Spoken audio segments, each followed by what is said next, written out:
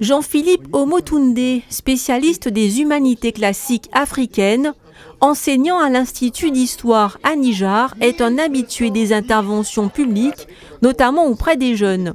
Cette fois, il s'agit pour lui d'animer un atelier pédagogique au Cinémarex pour montrer la richesse de la pensée mathématique et scientifique africaine. Un prélude à la projection du film Les figures de l'ombre de Théodore Melfi. Le sens de ma démarche, c'est de montrer véritablement que notre culture, qui est la culture du monde noir, est une culture scientifique, mathématique et technologique. Tous les savants de la planète l'ont déjà reconnu, l'ont déjà admis. L'Afrique est le berceau des sciences mathématiques, le berceau de l'écriture. Mais chose particulière, c'est que notre culture, nous la voyons toujours comme le folklore et le divertissement.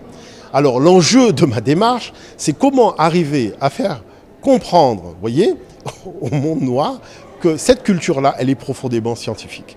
Les tresses africaines, les mathématiques fractales, les dessins, les représentations, par exemple au niveau des itérations, tout cela est repris dans la technologie et c'est utilisé pour faire progresser les tablettes tactiles, le téléphone numérique et compagnie.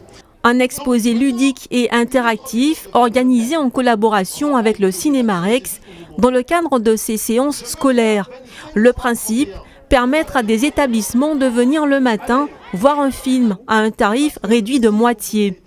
Les figures de l'ombre, une adaptation du livre de l'américaine Margot Lee Shetterly, publié en 2016, met en lumière 3 mathématiciennes afro-américaines qui ont travaillé à la NASA, un pan méconnu de l'histoire. C'est un film qui parle de tout ce qui concerne déjà dans les années 60 avec la difficulté pour les Noirs de s'intégrer dans ce système. Mais en plus là, nous avons des femmes noires qui arrivent à travailler, qui ont l'intelligence, contrairement à ce qu'on peut penser que les Noirs ne peuvent rien faire à cette époque. Là, elles y arrivent avec la force. Donc déjà pour les enfants, je pense que c'est très important de leur montrer ce genre de message pour qu'ils puissent comprendre que la force, elle est en soi-même et qu'on peut réussir. En une matinée, plus de 500 enfants répartis sur 2 salles ont assisté à ces séances à portée historique et scientifique.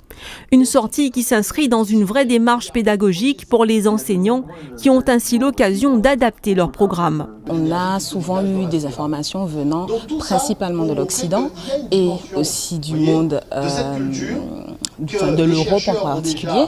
Et au fur et à mesure, on se rend compte qu'il y a eu des personnages, des personnes, des femmes surtout, dans le cas de ce film, qui ont eu des rôles non négligeables. Donc nous, dans notre enseignement et dans l'enseignement en général, ça nous permet justement de modifier, d'améliorer en fait, pour pouvoir donner aux élèves une vision différente et leur permettre de comprendre qu'en fait, oui, une femme a pu faire des choses non négligeables, oui, un homme noir, oui, un homme indien, etc.